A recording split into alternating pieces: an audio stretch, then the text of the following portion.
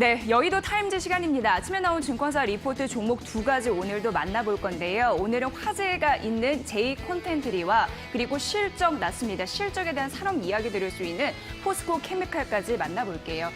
요즘 여성들의 대화 주제에서 부부의 세계는 빠질 수 없는 소재입니다. 여러분들 보시고 계신가요?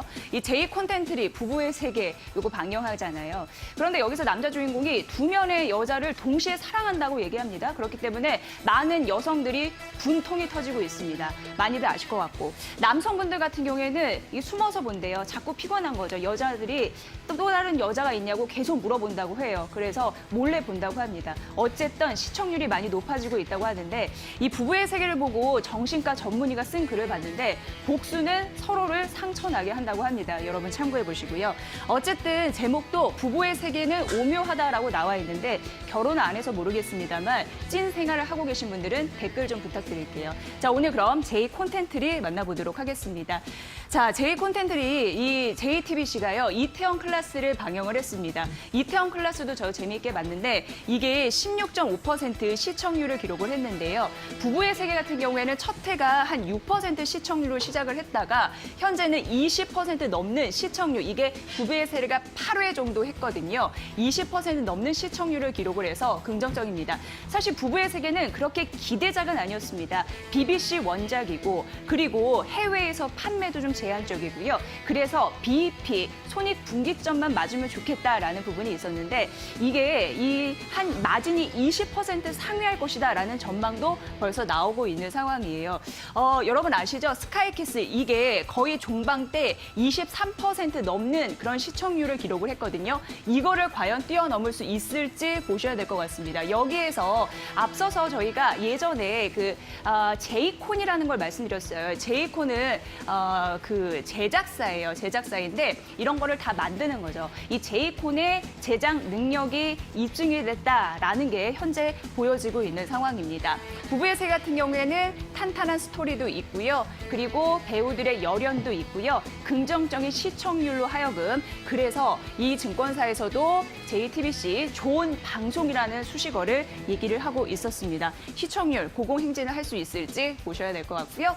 자, 그런데 이제 문제는 좋은 방송이긴 한데 메가박스가 항상 문제예요. 전문가들한테 물어봅니다. 부부의 세계 워낙 시청률이 좋으니까 제이콘텐트리가 올라갈 수 있을까요? 라고 하면 항상 이 얘기를 합니다. 그런데 극장은 안 좋잖아. 이렇게 얘기해요. 메가박스 같은 경우에도 관객 수와 점유율이 코로나19의 직격탄을 맞았다라고 볼 수 있는데 이 부분 보시죠. 전국 극장가 현황이 나타나고 있는 상황인데요. 전체 비용, 이게 박스 오피스거든요. 총 그 매입금액, 수익금액 이 부분인데 이게 또 급감하는 흐름도 있었고 전체 관객 수 같은 경우도 영화관 안 가잖아요. 그러니까 쭉 떨어지는 흐름들이 있었습니다. 그런데 앞으로 이게 코로나19 뭐 사회적 거리 두기 이런 부분이 완화되면 괜찮아질 수 있는 부분이 있다고 합니다. 왜냐하면 미국 쪽을 볼게요. 미국 쪽에서 6월에 지금 준비 중인 그런 부분이 있습니다.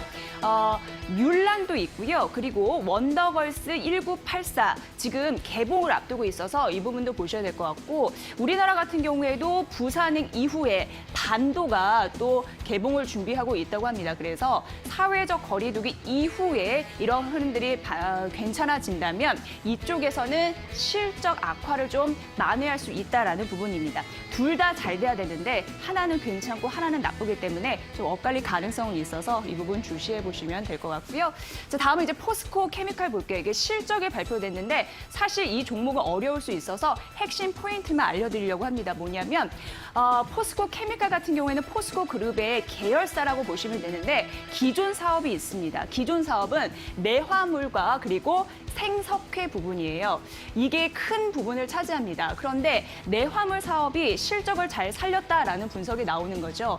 우선 영업이익이 160억 원이었어요. 그러면서 부진한 실적을 기록을 했습니다. 그런데 내화물 사업이 영업이익이 140억 원, 거의 다 해준 겁니다. 그래서 긍정적이라고 할 수 있는데 문제는 이거예요. 라임 케미칼 사업이 좋지 않았다. 이겁니다. 이거 좀 어려우니까 다 넘어가 볼게요. 자, 그럼 케미칼 사업이 좋지 않았다고 하는데 그 이유를 알아보도록 하겠습니다. 보면은 리튬 가격, 코발트 가격 떨어지죠. 그리고 니켈 가격, 양극재 가격 떨어집니다.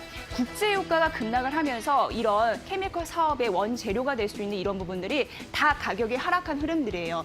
코크스 가격도 떨어졌죠. 흑연, 전극, 봉 가격도 모두 떨어지는 흐름들이 있습니다. 그래서 이게 원리를 생각하면은 굉장히 복잡한 건데 결론적으로 국제유가가 떨어졌고 이런 원재료 가격이 떨어졌기 때문에 수익성이 악화가 됐다라고 보시면 됩니다. 그래서 이쪽에서 부진하다고 할 수 있습니다. 그런데 중요한 부분은 바로 이게 될 것 같습니다. 포스코 케미칼 같은 경우에는 앞서서 말씀드린 대로 기존 사업은 잘 됐어요. 그런데 이게 현재가 중요한 게 아닙니다. 바로 2차 전지 시장이 너무나 중요해요. 그래서 이게 미래 성장 동력이고 이 부분이 잘 돼야지 결국은 주가가 오를 수 있다고 합니다. 2차 전지 양대 소재 중요한 게 바로 양극재예요. 그리고 뒤에 나올 음극재입니다. 근데 지금 증설 계획이 올해부터 본격화되고 있는 상황이고 대규모로 지금 투자를 하고 있거든요. 이를 보면서 일부 시각에서는 재무 구조가 안정적이기 때문에 이렇게 투자도 할 수 있겠구나라고 얘기가 되고 있는 상황입니다. 양극재 같은 경우에는요, 작년 같은 경우에는 15,000, 이게 공이 3개 더 붙어야 되거든요. 이게 생산 능력이 확인이 됐고요. 그리고 이 중요한 부분이 이 광양 쪽에 25,000톤 규모의 이 라인 증설이 좀 완료된 것으로 현재 파악이 되고 있습니다. 그런 부분도 붙어가고 있는 거고 22년 같은 경우에는 한 6만 톤 정도 또 계획을 하고 있어서 양극재 증설 계획에 대해서 또 보셔야 될 것 같고요. 중요한 부분은 또 이쪽에 있어요. 2차 전지 소재는 양극재와 음극재가 중요하다고 했는데 음극재의 의미를 또 알아보도록 하겠습니다. 음극재도 증설 계획이 있는데요. 음극재 만들려면 흑연이 필요합니다. 흑연은 두 종류예요. 흑연은 천연, 오리지널 흑연이 있고요. 인조 흑연이 있습니다. 천연 흑연에서 증설 계획이 이렇게 있는데 작년 같은 경우에는 44,000톤, 이게 생산 계획, 이런 부분이 완료가 됐었고 그리고 22년도 같은 경우에도 9만 톤 현재 이 음극재 쪽에서 가져갈 것이다라는 흐름이 있는데요. 인조 흑연이 있다고 했잖아요. 이쪽에서도 현재 포항에서 공장을 짓고 있어서 중요합니다. 이 말을 드렸던 이유는 지금 양극재, 음극재 모두 증설 계획을 가지고 있는데 이 포스코 케미칼이 이 중장기적인 성장성을 반영해서 밸류에이션이 굉장히 높아졌습니다. 그래서 앞으로 2차 전지 쪽에서 기대감은 있는데 이게 실적에 그대로 반영이 되지 않으면 주가가 드라마틱하게 오르지는 못할 것이라는 게 이 리포트의 분석 포인트였으니까 여러분들 참고해 보셔야 될 것 같습니다. 결과를 보여줘야 되는 시장이기 때문에 제가 이런 부분 좀 말씀드렸습니다. 주요 포인트였고요. 자, 오늘 금요일에 또 방송이 되네요. 부부의 세계, 이 부분 제 콘텐츠리 앞으로의 향후 흐름 보셔야 될 것 같고요. 1분기 실적 발표했는데 앞으로 2차 전지 시장이 더 중요한 포스코 케미칼까지 설명해드렸습니다. 여의도 타임즈 시간이었습니다.